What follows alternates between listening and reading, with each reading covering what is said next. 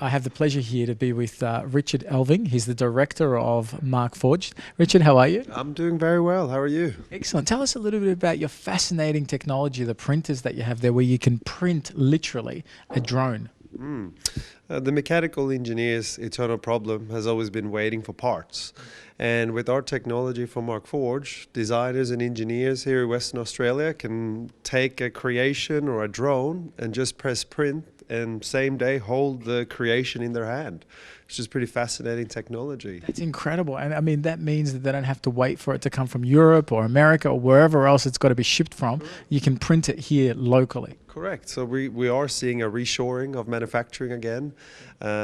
People that went to China for creating certain parts, they're now bringing manufacturing back, and they can now, at low volume or mass production even, use the technology to make these parts. And what would you be seeing as the sort of the price for these parts? Is it similar to what you'd buy it for online and have it shipped over, or is it a lot more expensive? It really depends on the application, but for complex parts, it can be much lower cost. For certain mass production, things are still cheaper to do maybe in China, but for like engineering and custom parts, which is where the demand or where manufacturing is in Australia today, it can definitely be a lower cost option. So I guess from a time-sensitive perspective, you want something now, especially where it's used for mining or used for an operation where you can't have downtime. You need it now. You can just get it printed locally. Yeah, imagine a mine site or an oil and gas platform where you need a spare part, something's broken down, and you've got a digital inventory, and you can just press print, hold the part in the same, in your hand the same day, and put it on the mine site to, save time and reduce costs. So tell us, what's exciting about a forum like this, and what do you find to be advantageous for people in the industry when you come to an event like today's Innovate Australia Summit? Well, the good thing here is that there's so much going on in this space, and there's plenty of speakers here who've got lots and lots of experience, and half of it's about education, because what we find is when we go to the marketplace, the individuals are, oh, well, I didn't know this was happening. No, I didn't know that was happening. For instance, today I've just shared ideas on air taxis in Dubai and Singapore. There's a race on, right? Wow. Who's going to have the two-seater taxi, right? So Jetsons, here we come, right? There's beyond line site operations and opportunities. So massive amount of opportunities, and it's great forum to actually share all that. Well, we're a training organization, so what we've got to do, we train drone pilots, so we need to know what's going on and what the changes are so that we can ensure that our training organization is at the forefront. So I do a lot of research, not only on just in Australia, but also in Europe and America, because our rules and regulations are always affected by them, right? So we had a meeting last week with CASA, and they're saying that they're working very closely with the Europeans. So we know now, that's all they said, but we know now, okay, I need to get a better understanding of the rules and regulations and what is the difference between us and Europe, because that's what's coming our way. Wonderful. And so how long would it take for someone to become a pilot in the drones in Australian sort of standards? Yeah. Well, look, the Australian standards are the highest in the world because we've had rules and regulations back from 2002. Now, there are two options. One is a 5-day course. You start at 8 o'clock in the morning, finish at 5. That's about 45 hours of training. And providing you meet all the requirements, CASA will send you a license because we're their approved training organisation. The other option is we find people that can't do 5 days or take 5 days from work. So we have an option where you do the theory online, and then you spend 2 days with us to do the practical stuff and the assessments. It's so good. Yeah, it's good to have options. It's good to have that flexibility. That's right. And look, the industry expects that now, right? So I don't know whether you heard Peter say that now there's 15,000 drone pilots in Australia, and it's growing, and there's 1,100 operators. Now there's only 850 manned aircraft pilot operators, so you can just imagine. So the drone industry is now growing at a level that's probably 20% more operators in Australia on drones rather than manned aircraft. Fascinating, and obviously there's a huge future prospect for that to grow again. Oh, absolutely. This again, CASA is at the forefront of rules and regulations, so they now allow us to go beyond line of sight, providing you've got the right aircraft and you've got the right trained, pilot and qualifications.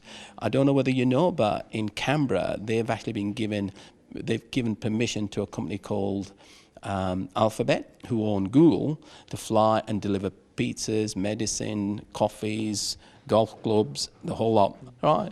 So they've been working with Alphabet now for 2 years, and what Alphabet is doing is using Australia as a platform for learning, and literally last month they've taken that now to Finland and to the US and said, we have approval from CASA, from Australia, which is highly regarded, and so they've been given permission to do the similar sort of project over there as well. The other good thing is with drones is that we're allowing certain amounts of capability to, so say for instance, in third world countries, where there's difficulty to get from A to B, right? So a village might only have one bus going there once a day. Well, what happens if you need medicine in between? So what they're doing is they're actually delivering medicine by drones into low-income countries, right? And they're all over the world. We train pilots with our online system for a company called We Robotics. And what we do is we give them access, online, they learn, and then they're flying the drones much safer, right? And they're not crashing as much, right? So that's helping these drones for good. We've been working for the last 3 years using multispectral imagery in agriculture, believe it or not, for determining crop health and what have you. A spin-off of that is that by using different wave bands of light, you can actually see down into the water. Now, at the moment, we've got the Westpac helicopter with a guy with binoculars flying up and down once every 3 hours, telling you that there's no sharks there. The problem is, there might be, or there might not, because he can't see through the surface. Okay. Surf Life Saving have got these little DJI Phantom drones now, and they can have a look around. They, once again, can't see below the surface. Sharks spend less than 0.5% of their lifetime on the surface. All right. So the chances of spotting them with the current ability to just use our eyes isn't really good. Well, it's hit and miss. Right. Okay, and if you're flying when the sun's low and there's glare, you don't stand a chance. The system we've developed uses 5 separate camera heads, all built into a ball, very small camera, about the size of my fist. Wow. Okay, one of them is a daytime video camera, much as you're using now, but in much smaller. We then measure non-infrared light, true red, true green, true blue, and far infrared light. Behind that camera is a small microprocessor running an algorithm, and what it will do is it will detect the contrast of these non-visible light rays as you go down into the ocean, and it'll define a shape.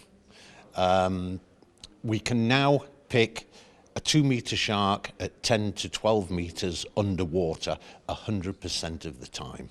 What we've got to do now is convince the state government and Surf Life Saving that this is a non-invasive solution to the detection of sharks. The West Australian coast isn't really good enough for shark nets because of our coastal structure.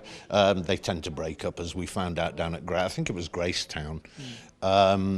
So what about a non-invasive way of detecting not only sharks, whales, dolphins, rays, dugongs? Yeah, we can find all of those, and we can track them, we can image them, we can count them, and it's all real time. Yeah, there's none of this post-processing 3 weeks later. This happens instantly. From us seeing a shark from the aircraft to sending a warning into the internet system to warn Surf Life Saving, 0.75 of a second. Incredible. Imagine the data for the marine life. That's right. The data collection for the marine, for the oceanographers, all those types of people, it's going to be perfect. I'm with Colleen from RDA Perth. Colleen, how are you today? I'm fantastic. And what do you think are some of the big challenges that the industry is facing other than regulations? I think because it is moving so quickly and everybody's doing quite a number of different things, is how can we pull this industry together? How can we get people to work together and develop the industry as a whole for Western Australia that then can create those export markets that we need. That's why events like this are so powerful, and real credit goes to Innovate Australia. They're fantastic. Been working with them for 4 years now, and look forward to continue working with them into the future. Well, that's all we have time for today on Innovate Australia's Summit for Drones and the drone technology. I hope you've enjoyed it as much as I have. It's definitely been very informative and some incredible insights into the industry.